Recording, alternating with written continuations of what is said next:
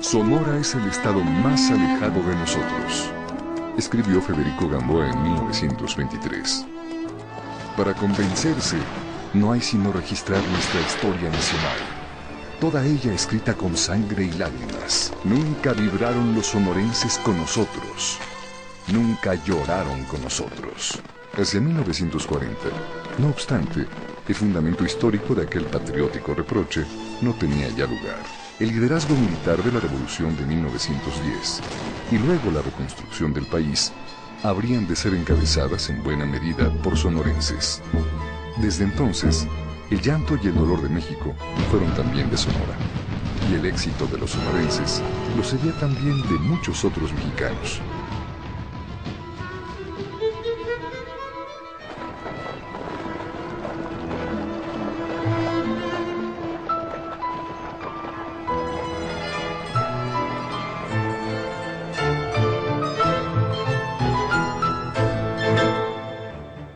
Hacia 1910, en la víspera del centenario de la independencia de México, la remota provincia de Sonora vivía presa de fuertes tensiones locales. La más violenta de aquellas disputas era también la más antigua: la resistencia indígena a la apropiación de sus tierras por los colonos blancos. Desde la perspectiva modernizadora del porfiriato, la posesión agrícola de yaquis y mayos, sus costumbres e incluso su misma presencia eran el principal obstáculo del progreso. Porfirio Díaz decide finalmente, o sea, se da una coyuntura en la que el gobierno federal está dispuesto a mandar el ejército más grande de toda la República, se va a venir a instalar a Sonora para combatir y conquistar el yaqui y el mayo, ¿no? Esta es la primera fase de la guerra. Tenían que conectar Guadalajara con Nogales o con la frontera, y forzosamente tenían que pasar por el llano, porque ya se estaba hablando de concesiones a la Richardson, a los Conan. Pues lógicamente tendrían que hacer un lado a los que estorbaban, y éramos nosotros, los yaquis. La indestructible resistencia de los yaquis arrojaría al gobierno estatal y al nacional a una represión extrema contra la tribu, que incluía la expulsión hacia tierras de Oaxaca y Yucatán. Pero esta expulsión va a consistir en venderlos, en hacer un gran negocio, ¿sí?, que fue venderlos a Valle Nacional y a la península de Yucatán, ¿no? La deportación masiva de yaquis que se dio fue de 1900 a 1908, y en 1905 a 1906 se hizo el ferrocarril, cuando los yaquis ya estaban en Yucatán, en el Valle Nacional o en Tucson, Arizona, o unos pocos en la sierra. Y todo el ejército mexicano en los pueblos yaquis. Si la nación yaqui era objeto de una cruenta guerra, otra batalla, sorda pero intensa, se fraguaba entre los miembros de la misma sociedad blanca y mestiza de Sonora. En la era abierta por los ferrocarriles, las minas y los grandes negocios, no todos los sonorenses emprendedores tenían cabida. Y el grupo del Triunvirato, principalmente Ramón Corral, él se convierte en el mediador de estos intereses, ¿no?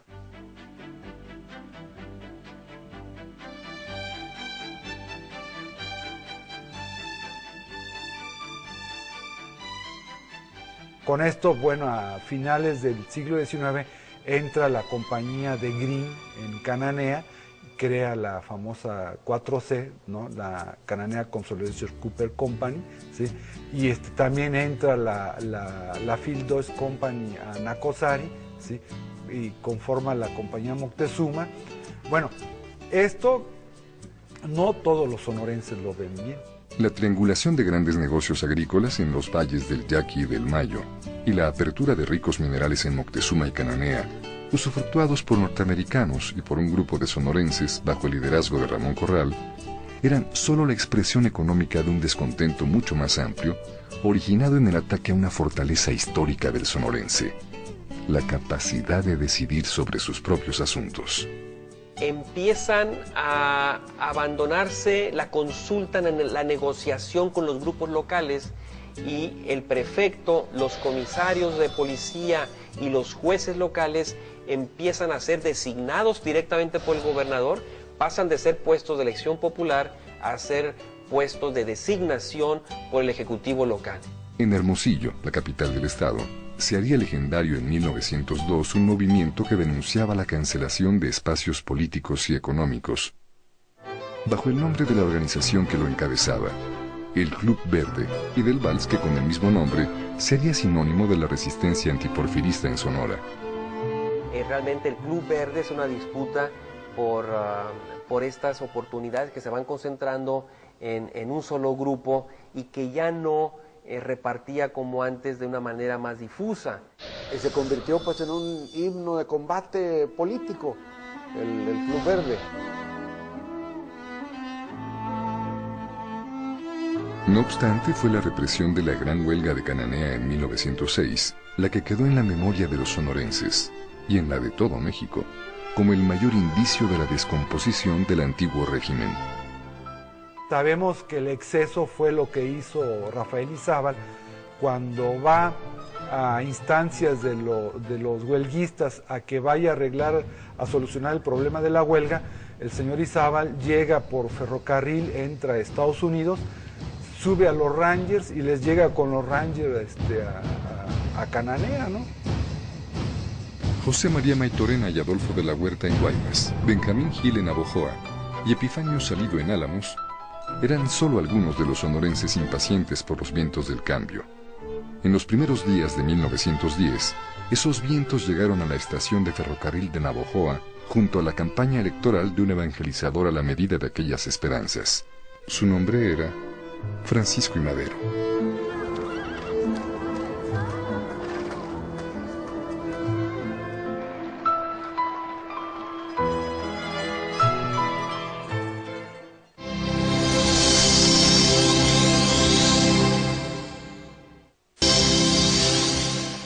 En enero de 1910, Francisco I. Madero, un acaudalado empresario de Coahuila, se presentó en el sur de Sonora con una comitiva modesta, solicitando a los hombres del Estado su apoyo para ocupar la presidencia de México. Un 11 de enero de 1911 llegó el señor Madero aquí a Hermosillo y todos ordenaron a todos los hoteles que no le dieran alojamiento, a los restaurantes que no les dieran comida. Él pretendió, al bajarse del tren, pretendió decir un discurso, pero la poder gubernamental llevaba botes para hacer ruido y no dejarlo hablar. Pero había una persona ahí que se llamaba Jesús H. Avitia, fotógrafo, muy buen fotógrafo. Y una amiga de él le había contado esa tarde que había una consigna de hacer un borlote ahí en ese hotel donde saliera muerto el señor Madero. Le dijo, ¿cómo se va usted a ocupar ese hotel de mala nota? ¿Ve? Y lo hospedó en su casa. Mire, señor Madero, hay este plan. A ver qué le parece a usted. Despídase de nosotros. Métase usted a su cuarto, se quite el saco, cierra la puerta, apaga la luz y se sale por la puerta de atrás. Contra viento y contra toda la oposición gubernamental le dio hospedaje. Lo salvó, pues, si hubiera tenido que ir a algo, no sé qué hubiera hecho, no tenía dónde ir.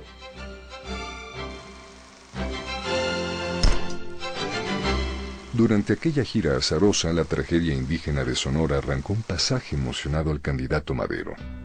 Citando las memorias de Benjamín Gil, el historiador Héctor Aguilar Camín recuerda que entre la multitud había unos yaquis, y Madero aprovechó el viaje para denunciar en un desahogo sentimental que lo condujo a las lágrimas, la represión de mayos y yaquis, y la tiranía de un gobierno que, so pretexto de civilizador, tornase bárbaro. Encarcelado primero, Burlado después, junto con toda la nación, en las urnas, exiliado y perseguido en Texas por las fuerzas de la dictadura, Madero entró al país encabezando el último argumento que había querido emplear contra Porfirio Díaz: las armas. Aquella Sonora que le había escuchado entusiasta apenas un año atrás, se levantó para acompañarle. El poder porfiriano en Sonora, representado por el llamado Triunvirato, compuesto por Rafael Izábal, Luis Torres y Ramón Corral, tenía sus días contados. Como dice un amigo mío, José Rómulo Félix, se pasearon alegremente el poder durante 30 años, ¿no? De 1882 a 1911. El 31 de mayo de 1911, en el puerto de Veracruz, quedó atrás toda una época de Sonora y de México, encarnada en el adiós de un hombre viejo, Porfirio Díaz. El descontento múltiple de Sonora, el de yaquis y mayos, el de su clase media sedienta de oportunidades, el de sus obreros maltratados por una gerencia extranjera, se había expresado en el combate y había encontrado en Madero el líder de un futuro promisorio, pero ese futuro no duraría mucho tiempo.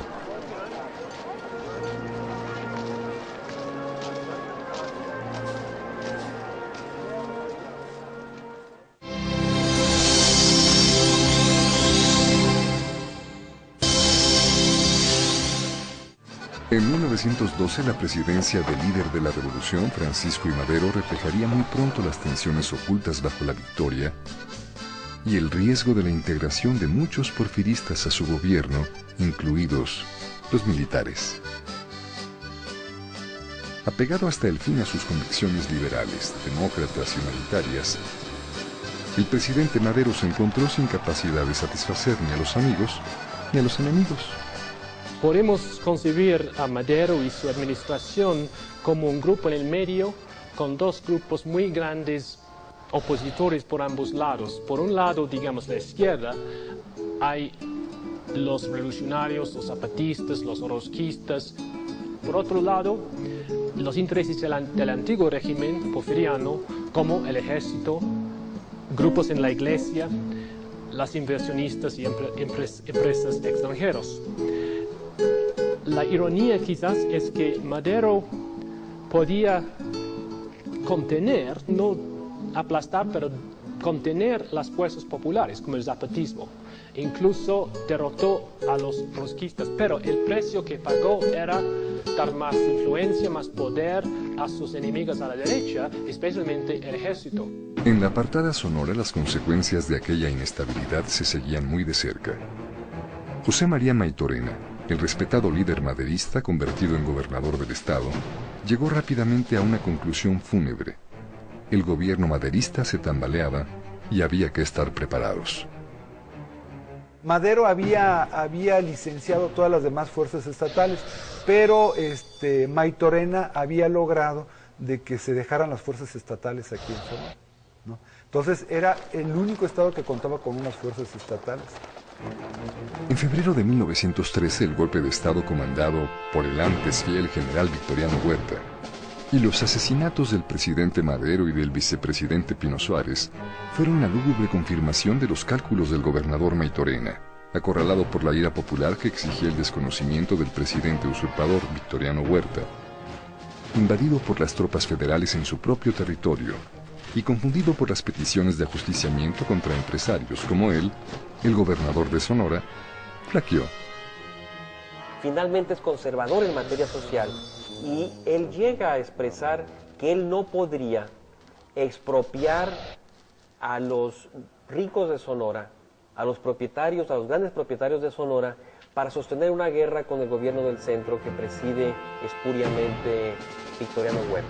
El nuevo gobernador, Ignacio Pesqueira, resultaba un hombre a imagen y semejanza de aquellos que veían en Huerta un enemigo mortal para el Estado. Desde Palacio Nacional, el presidente ilegítimo Victoriano Huerta tampoco tenía simpatía alguna por los sonorenses. Cuando Huerta asumió el poder por el cuartelazo, él se mostró muy duro en contra de estos grupos del norte. Su mentalidad era muy tipo militar, autoritario, y él quería apagar con cualquier oposición para imponer la mano dura.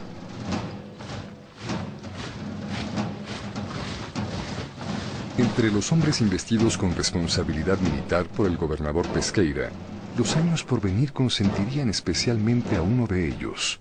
Se llamaba Álvaro Obregón. A los 33 años, Obregón era un laborioso agricultor en la región del Mayo, y su reciente liderazgo contra las tropas de Pascual Orozco en defensa del presidente Madero había sorprendido a propios y extraños. En marzo de 1913, el nuevo jefe de la sección de guerra del Estado parecía impaciente por sacar a las tropas de Huerta de los puntos estratégicos de Sonora: Nogales, Agua Prieta, Cananea y Guaymas. Y por eso salió él con su gente a atacar la ciudad de Nogales, ya con su nombramiento de coronel. En un par de días, 2 o 3 días, tomó la plaza de Nogales. Luego tomó Agua Prieta, tomó Cananea, derrotando a los federales. Entonces se concentró aquí en Hermosillo, en un lugar que se llama Santa Rosa, derrotó al ejército federal que vino a atacar, que querían tomar la plaza de Hermosillo. Luego armaron otro convoy, también lo derrotó en un lugar que se llama Santa María, el general Obregón.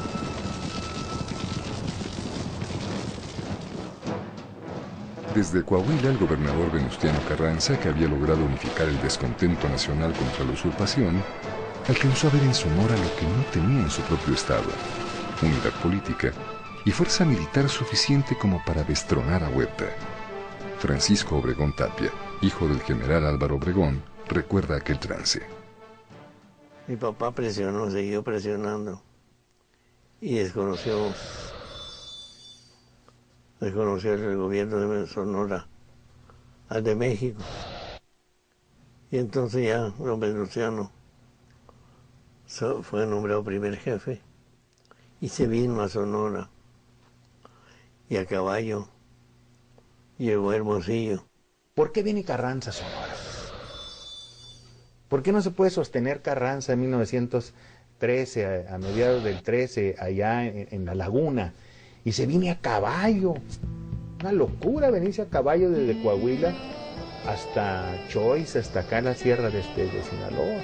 Una caminata que duró más de 2 meses, pasando por lugares inaccesibles, por lugares que nunca el hombre había puesto su planta.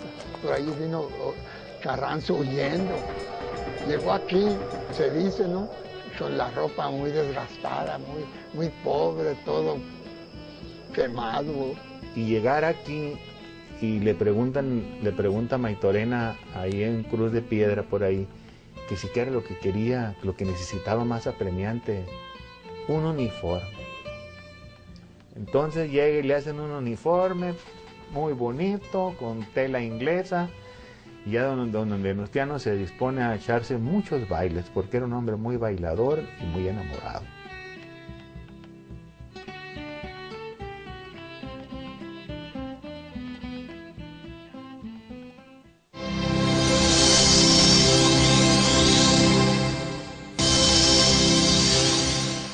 Designado por Carranza como jefe del ejército del noroeste, Obregón se convertiría muy pronto, al lado de Pancho Villa y su división del norte, en el más letal estratega del movimiento constitucionalista.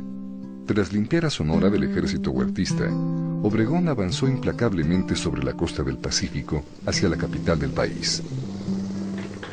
Matando está un barco federal, cañoneando a las tropas de mi padre. Mi padre tenía unos cañoncitos chiquitos y empezó con los cañonitos, esos cañoncitos, a cañonear al barco del gobierno. Y lo estaba cañoneando. Todos sabían que con esos cañoncitos no podía hacerle nada, pero es lo que estaba haciendo, dando tiempo a que bajara la marea. Como bajó la marea, el barco se varó, no pudo salir. Entonces mi papá mandó 4 lanchas, embarcó a unos indios yaquis y lo volaron en el barco. Bueno, ¿por qué participaron los yaquis? Y nos remontamos a lo mismo, que saquen todos los cuarteles del territorio yaqui, que nos respeten nuestra autoridad tradicional. Y Álvaro Obregón les dijo a los yaquis nosotros, si ganamos la revolución, si derrocamos al mal gobierno, nosotros le vamos a respetar todas las demandas que ustedes están planteando.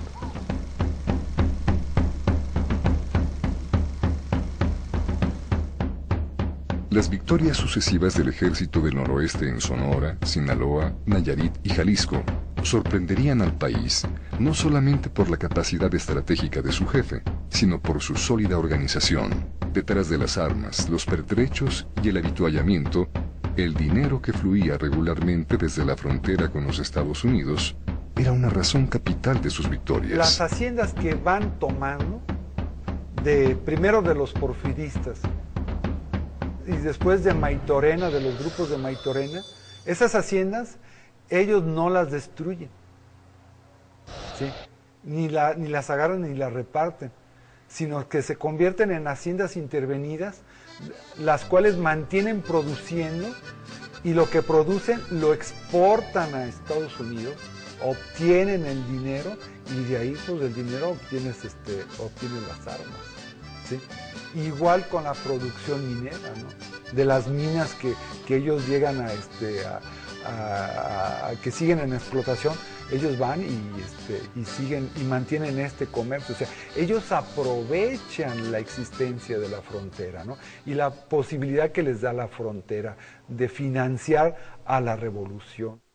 Unidos precariamente en su lucha contra Huerta, el movimiento que Obregón y Villa han emprendido bajo la jefatura de Carranza comienza a mostrar signos de división y de ruptura.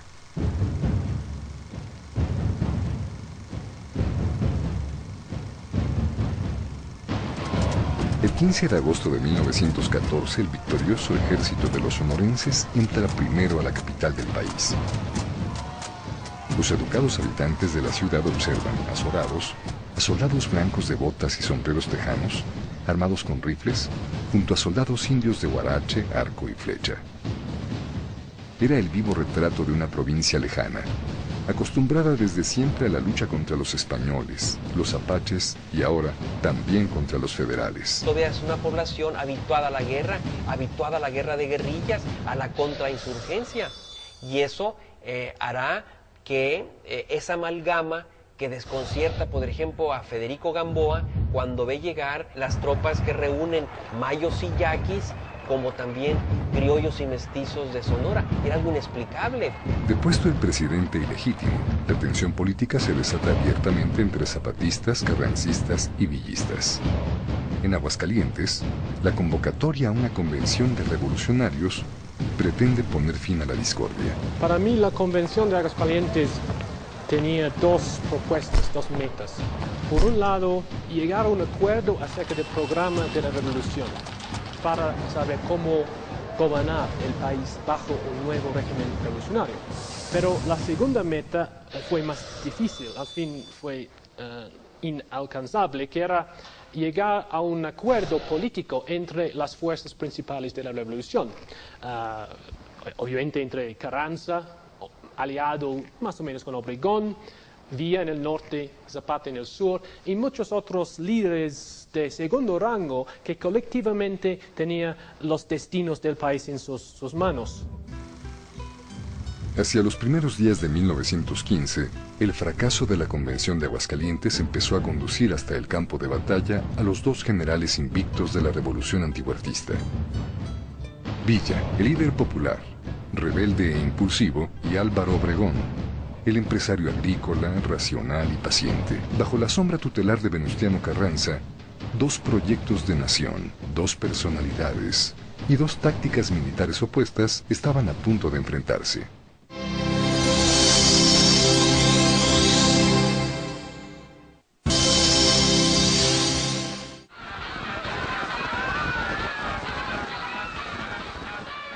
Tras el fracaso de la reconciliación en Aguascalientes, la revolución empezaría a mostrar qué tan distintos eran los intereses que la componían y qué tan diferentes eran también sus líderes.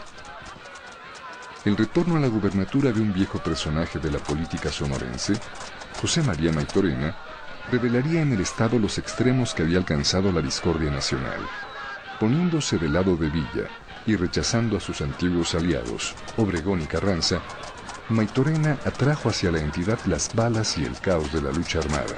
No obstante, las cruciales batallas por el poder se desarrollaron en abril de 1915 en las inmediaciones de Celaya, en Guanajuato.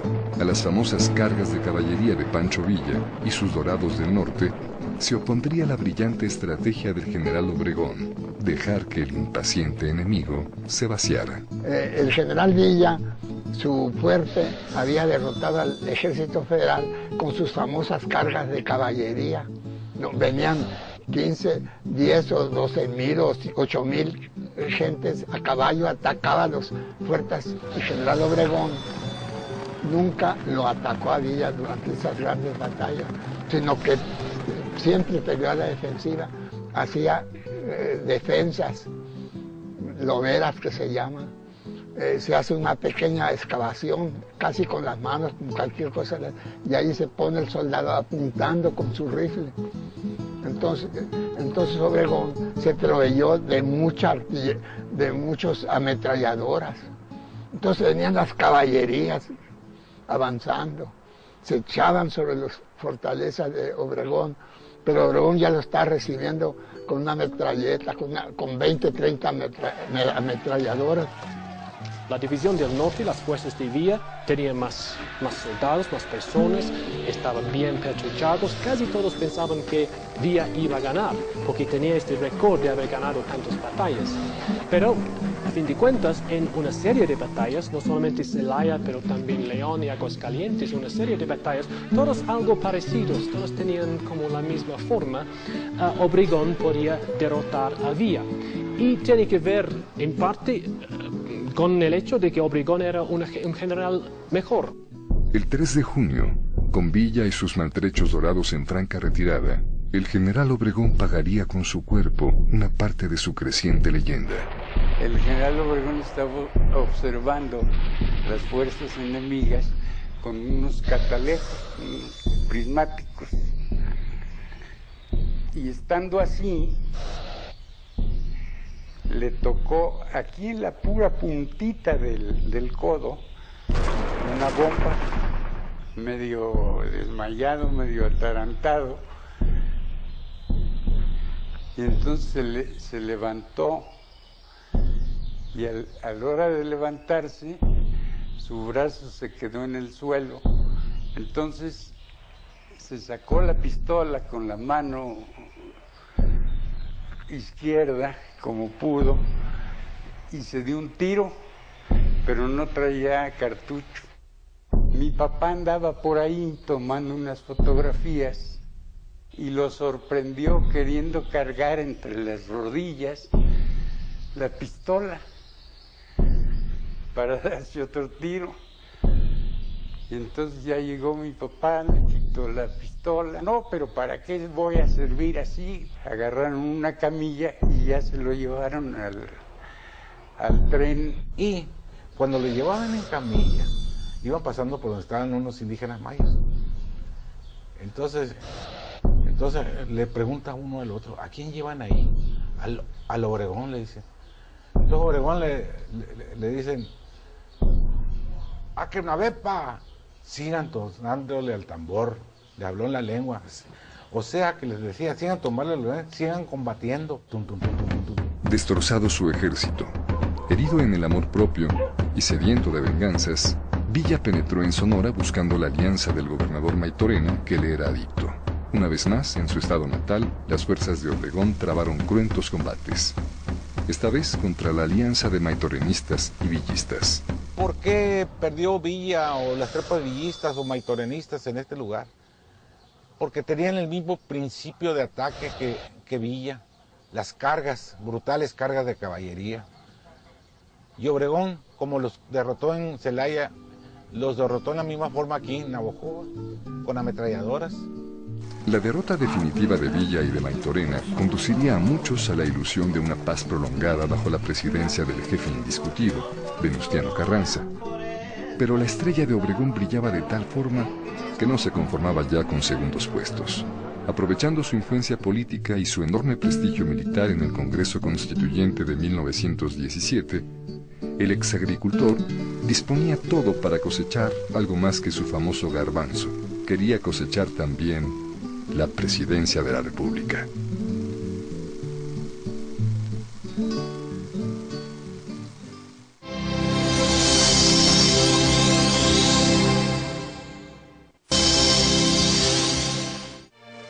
Al comenzar el año de 1919, el presidente Carranza repasa mentalmente a sus posibles sucesores. De todos ellos, ninguno puede competir con Obregón en cuanto a influencia política y prestigio militar. Quizá por eso Carranza se opone terminantemente a las pretensiones presidenciales del caudillo sonorense, calificándolas en la prensa de prematuras. Obregón le responde con las siguientes palabras: el país y yo creemos que, de acuerdo a usted, nada que lo halague es prematuro, y nada que lo afecte es oportuno. Pero el conflicto entre Carranza y Obregón va más allá de la mera ambición personal. Es también una disputa entre dos visiones distintas de lo que ha sido la revolución y de lo que debe ser el país bajo la nueva Constitución de 1917. Como presidente, Carranza realmente no implementó, no reglamentó la Constitución, no hubo reparto de tierras, incluso hubo una devolución de tierras a ciertos hacendados, casi una reforma agraria negativa. Incluso no quería imponer su voluntad a la Iglesia, como los anticlericales quisieron. Y a fin de cuentas, en 1920 se reveló también como alguien un poco fuera de su tiempo, no entendió también la fuerza de los militares y de su programa más, digamos, populista, un programa de Obregón. El 23 de abril de 1920 tiene lugar el último levantamiento armado exitoso de la Revolución Mexicana. Bajo el llamado Plan de Agua Prieta, Obregón llama a combatir la imposición presidencial de Carranza y se apoya en dos sonorenses de cuya eficacia y lealtad no duda: el nuevo gobernador del estado, Adolfo de la Huerta, y el comandante militar en Sonora, Plutarco Elías Calles. Los sonorenses tenían, creo yo, un proyecto para forjar un estado efectivo, fuerte, centralizado, y estaban dispuestos a utilizar reformas agrarias, reformas sociales y laborales para establecer cierto apoyo y para afianzar la estabilidad política. En este sentido, tenían éxito porque la rebelión de 1920, que derrocó a Carranza, fue la última rebelión en este largo ciclo de rebeliones revolucionarias, etc. Derrotado y perseguido, el presidente Carranza cae asesinado en Tlaxcalantongo, estado de Puebla. Los sonorenses han conseguido al final el dominio de una revolución fáustica, cruel y muchas veces desalentadora. Precedido del breve interinato de Adolfo de la Huerta, Álvaro Obregón asume la presidencia de México el 1 de diciembre de 1920. El desafío del momento es evidente: restañar las heridas de un país harto de sangre y de discordia. Hubo un arreglo, más o menos un acuerdo, para que después de la rebelión de Agua Prieta, con la cual Obregón llegó al poder, en que los zapatistas realmente, no diría conquistaron el poder, pero recibieron ciertos beneficios concretos. Y después, en 1920, otro arreglo, porque Obregón era un gran constructor de arreglos, pactos. Obregón pactó con Villa. Villa ya tiene su propia hacienda para vivir, pero no había tantas transformaciones sociales o económicas en el estado de Chihuahua. Entre 1920 y 1924, la presidencia de Obregón se esfuerza en poner los cimientos materiales y morales de un país en ruinas. Él, cuando se lanza en su primera campaña presidencial en Guadalajara, va a plantear su visión de lo que debe de ser México, ¿no? Y su visión de él es que México debe desarrollar su sector agrario. Pero si una de las características de Obregón era la disuasión y el convencimiento, otra más de sobra conocida era su intolerancia hacia la oposición, mucho más si se trataba de antiguos amigos y colaboradores. La rebelión contra su gobierno, encabezada en 1923 por su amigo, Adolfo de la Huerta, le daría al presidente una buena ocasión para mostrar en la práctica el sentido exacto de su famosa sentencia: Hay que liberar al país de sus libertadores, incluso de aquellos que, como de la Huerta, nunca habían tenido vocación de militares. Yo creo que él debió haber sido un catedrático de la universidad, debió haber sido rector de la universidad, o debía haber sido cantante de ópera porque era un gran cantante. Un hombre bueno para épocas donde los rifles se dejan en las esquinas de las casas y no en bandolera, ¿no?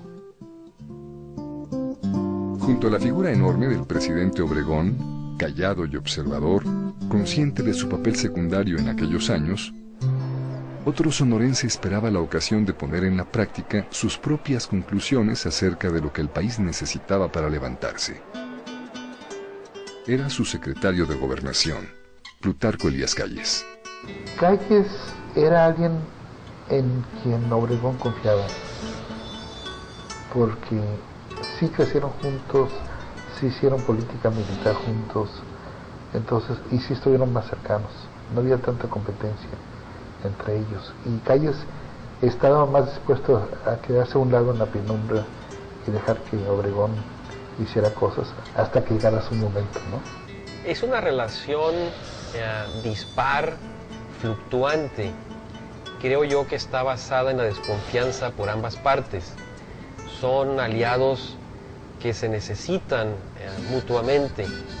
Obregón tendrá una trayectoria muy relevante en las armas, en los hechos de guerra, en las batallas, y Calles se va a desempeñar como un operador político, y prácticamente su carrera militar va a ser modesta comparada con la de Obregón. Como Obregón, pragmático en sus decisiones, pero con una idea más estructurada de la renovación política que requería el país, Plutarco Elías Calles asumió la presidencia de México el 1 de diciembre de 1924. Su sombra tutelar, Álvaro Obregón, regresó al Nainari, en sus tierras del sur de Sonora, con el propósito de ser aquel que había sido al principio, un hombre feliz que cultivaba garbanzo. Sí, comimos mucho garbanzo, sopa de garbanzo, un postre de garbanzo, sí. Hay otro de pastel de garbanzo. Él decía que cada garbanzo era una gota de sangre para la persona que lo comiera. Y por eso nos insistía en que comíamos garbanzo.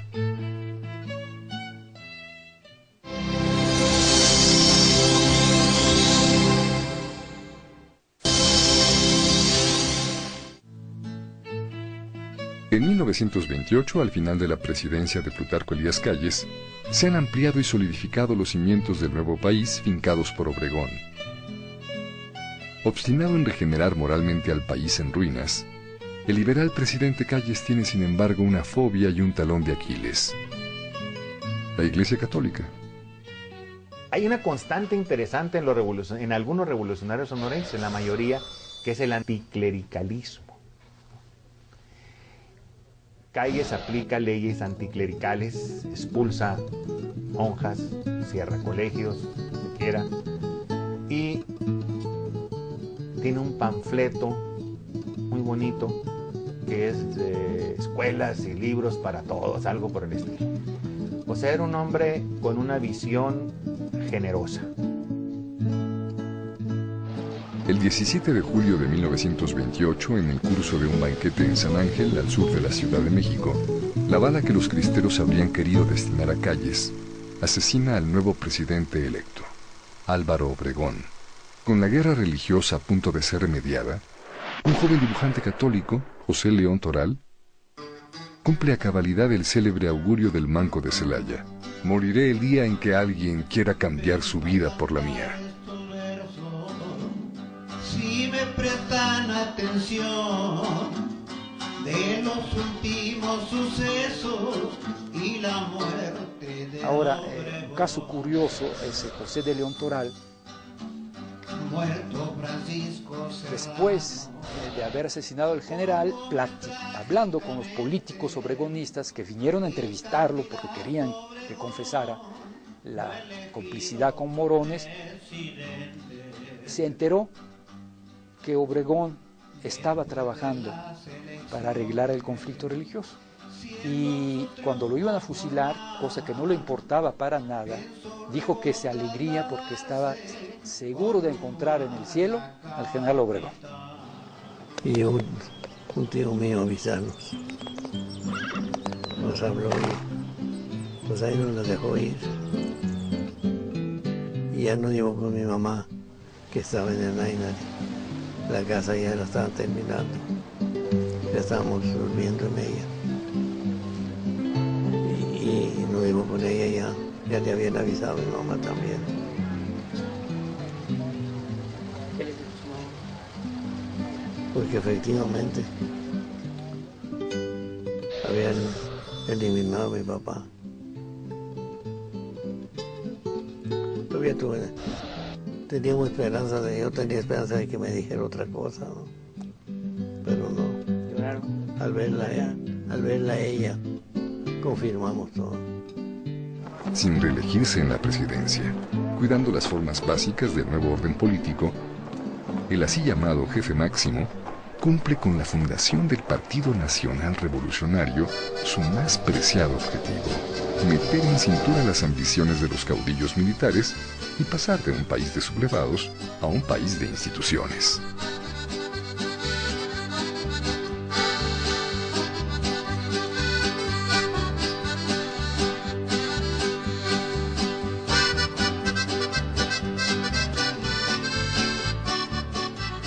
Hacia 1934, la versión sonorense de la Revolución Mexicana había triunfado en los campos de batalla, imponiendo al país un modelo práctico de operación política y de crecimiento económico.